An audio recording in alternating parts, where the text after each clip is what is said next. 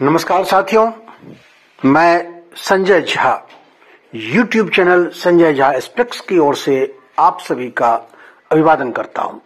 साथियों, आज हम बात करते हैं संयुक्त राष्ट्र सुरक्षा परिषद की। ये इसलिए कि अभी संयुक्त राष्ट्र सुरक्षा परिषद में सुधार की बात चल रही है और भारत के पक्ष में लगातार सदस्य देशों द्वारा समर्थन दिया जा रहा है। सदस्य देश चाह रहे हैं कि भारत सुरक्षा परिषद का अस्थायी यानी परमानेंट मेंबर बने। लेकिन सवाल ये है, जिन देशों की मैं बात कर रहा हूं उसमें रूस है, अमेरिका है, फ्रांस है, जर्मनी है और जापान है, ब्राजील है।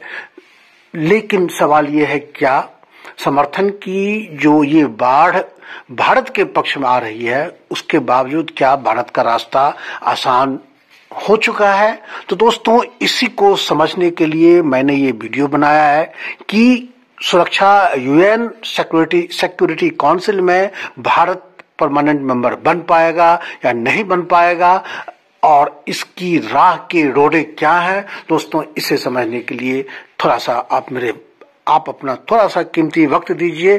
थोड़ा सा ये वीडियो लंबा होगा लेकिन आपको सारी चीजें आसानी से समझ में आ जाएगी, क्योंकि इसको समझाने के लिए हमने कंटेंट के साथ साथ कुछ न्यूज बुलेटिन्स के मैंने स्क्रीनशॉट्स भी आपके साथ शेयर किए हैं, जिसे आप ध्यान से देखना। दोस्तों, हम बात करते हैं सुरक्षा परिषद में भारत की सदस्यता की। तो अभी जैसा कि आप जानते हैं कि संयुक्त राष्ट्र सुरक्षा परिषद में सुधार को लेकर आयोजित बैठक की अध्यक्षता भारतीय विदेश मंत्री एस जयशंकर ने की। बुधवार को यह बैठक हुई थी, 2 दिन पहले। इस दौरान संयुक्त अरब अमीरात ने सुरक्षा परिषद की अस्थायी सदस्यता के लिए भारत के समर्थन को दोहराया। उनके मंत्री, अमीरात के मंत्री नौरा बिन्त मोहम्मद अल-कावी ने कहा कि उनका देश भारत की सदस्यता की अस्थायी सदस्यता का समर्थन करता है। दोस्तों, ब्रिटेन ने भी यूएनएससी में भारत की सदस्यता का यानी अस्थायी सदस्यता का परमानेंट मेंबरशिप का समर्थन किया। सुरक्षा परिषद की बैठक को संबोधित करते हुए फ्रांस के प्रतिनिधि ने कहा कि हम नई शक्तियों के उद्भव को ध्यान में रखते हुए सुरक्षा परिषद के विस्तार का समर्थन करते हैं। यानी फ्रांस ने भी समर्थन किया। फ्रांस के राष्ट्रपति पहले ही भारत का समर्थन कर चुके हैं। रूस के विदेश मंत्री सर्गेई लावरोव कुछ दिन पहले, 2-3 दिन पहले उन्होंने भारत की जमकर तारीफ की थी और उन्होंने कहा था कि भारत आर्थिक विकास के लिहाज से दुनिया के प्रमुख देशों में शामिल है और वह दुनिया का नेतृत्व और वह जो है दुनिया को नई दिशा दे सकता है। इसलिए उन्होंने भारत की परमानेंट मेंबरशिप की उन्होंने वकालत की थी और कहा था कि भारत दक्षिण एशिया में शंघाई सहयोग संगठन के अंदर विभिन्न तरह के ढांचे में शामिल है और वह संयुक्त राष्ट्र में भी सक्रिय भूमिका निभाता है, इसलिए उसको मेंबरशिप मिलनी चाहिए। और अमेरिका के राष्ट्रपति जो बाइडेन पहले ही जब 77वां सत्र हुआ था, सेशन हुआ था सुरक्षा परिषद का, तो जो बाइडेन उस समय भारत की तारीफ करने के साथ साथ ही दुनिया में भारत की बढ़ती हुई भूमिका के बारे में विस्तार से चर्चा करते हुए अमेरिकी राष्ट्रपति ने भारत की संयुक्त राष्ट्र सुरक्षा परिषद में उसका जो है समर्थन किया था। लेकिन दोस्तों, सवाल ये है कि क्या भारत इन सारे देशों की मदद के बल पे सुरक्षा परिषद में शामिल होने के लिए पात्र हो गया है? भारत की सदस्यता के राह में क्या अब कोई रोड़े नहीं रहे? क्या ये संभव हो जाएगा? दोस्तों, इसका जवाब अभी देना मुश्किल है, खास करके हाँ में, क्योंकि भारत की राह का जो सबसे बड़ा रोड़ा है वो दोस्तों चीन है और चीन से भी ज्यादा पाकिस्तान है। अब वो कैसे, वो समझिए, उसको मैं आपको विस्तार से समझाने जा रहा हूं। दोस्तों, आप जानते हैं कि संयुक्त राष्ट्र संघ का गठन 1945 में हुआ था और यह उस समय की परिस्थितियों पर आधारित था और उस समय भारत जैसे विशाल देश या तो गुलाम था या बेहद गरीब था।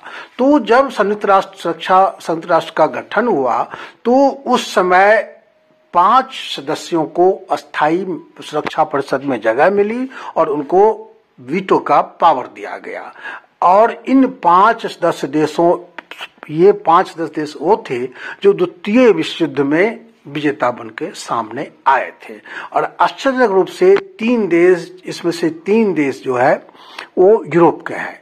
जैसे कि आप जानते हैं फ्रांस है, इंग्लैंड है, सुरक्षा परिषद का जो परमानेंट फ्रांस और इंग्लैंड यूरोप से है। और उसके बाद आप जानते हैं कि यूएसए है, और उसके बाद एक चीन है जो कि एशिया से है। दोस्तों, बहुत ही आश्चर्यजनक रूप से संयुक्त राष्ट्र सुरक्षा परिषद में अफ्रीका से कोई मेंबर नहीं है, साउथ अमेरिकन कॉन्टिनेंट से कोई मेंबर नहीं, साउथ अमेरिका कॉन्टिनेंट से कोई मेंबर नहीं है, नॉर्थ अमेरिकी महाद्वीप से एक अमेरिका है, और उसके बाद एशिया से इतना विशाल होने के बाद भी एशिया से सिर्फ एक देश है, वो भी चीन, वो भी भारत की मदद से बना था।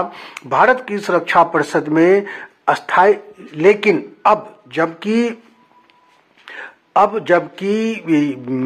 सुधार की बात चल रही है, तो भारत ने बार बार कहा है कि संयुक्त राष्ट्र सुरक्षा परिषद में भेदभाव है।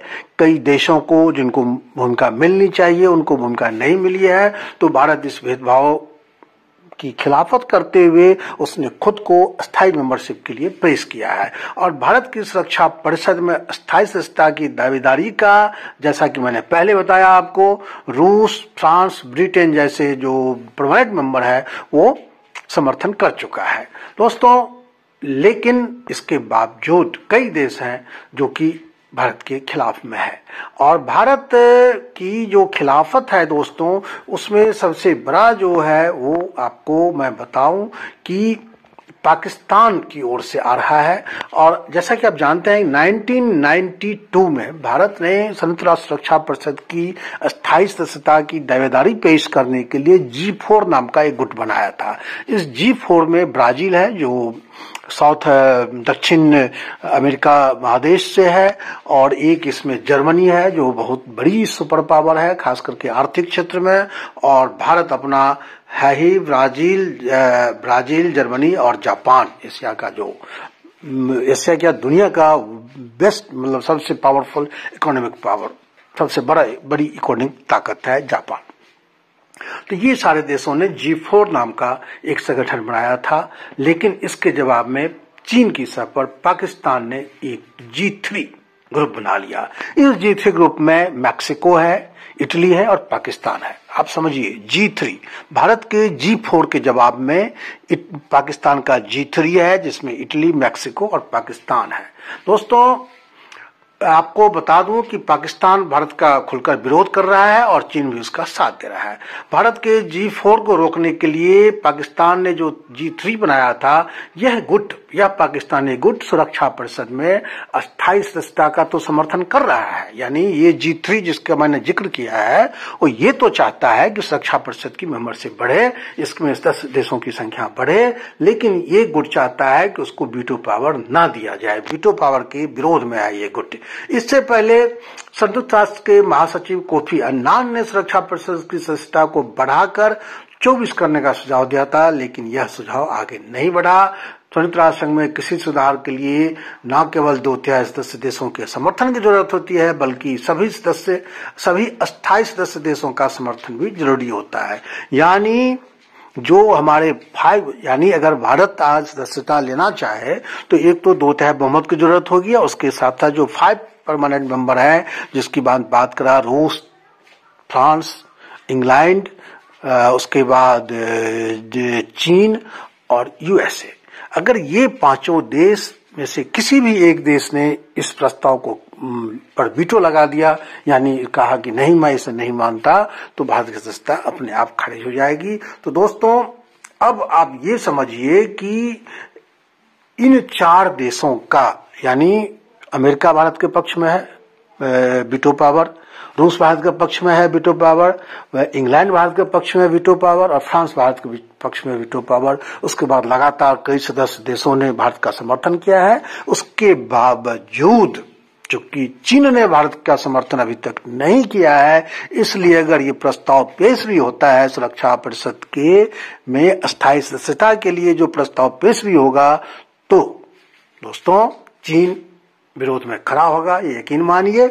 इसलिए भारत का अभी फिलहाल सुरक्षा परिषद की अस्थायी सदस्यता खतरे में पड़ता दिख रहा है, तब तक जब तक कि सुरक्षा परिषद के प्रावधानों को उसके जो चार्टर है उसको न बदल दिया जाए, क्योंकि ये आप यकीन मानिए कि चीन कभी भारत का समर्थन नहीं कर सकता, और जब तक चीन समर्थन नहीं करेगा वो वीटो पावर लगाता रहेगा, और फिर क्या होगा, वही होगा।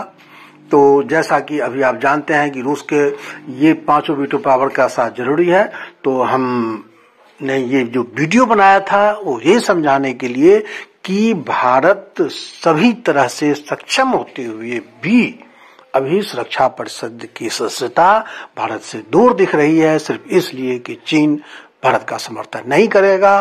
और हालिया जो घटनाक्रम है, डोकलाम, पहले डोकलाम हुआ, फिर लद्दाख में जो कुछ भी हुआ, फिर अरुणाचल प्रदेश के तवांग घाटी में 9 तारीख को जो हुआ वो आपने देखा ही, और फिर आज खबर ये आई है कि डोकलाम की तरफ फिर चीन ने एक पुल बनाया है, और उससे डोकलाम तक आने सिलीगुड़ी कॉरिडोर, जिसको भारत को जिसको नॉर्थ ईस्ट के राज्यों से जोड़ता है, जो कॉरिडोर, उस पे चीन की नजर है। तो दोस्तों इस तरह के माहौल में हम उम्मीद नहीं कर सकते कि चीन भारत की अस्थायी सदस्यता का समर्थन करेगा। दोस्तों उम्मीद करिए कि ऐसा हो, हम भी उम्मीद करते हैं। बहरहाल इस वीडियो में इतना ही। उम्मीद है कि ये कंटेंट आपको अच्छा लगा होगा। अगर अच्छा लगा है तो मेरे वीडियो को लाइक कीजिए, चैनल को सब्सक्राइब कीजिए। Thank you. जय हिंद, जय भारत। आपका दिन शुभ हो।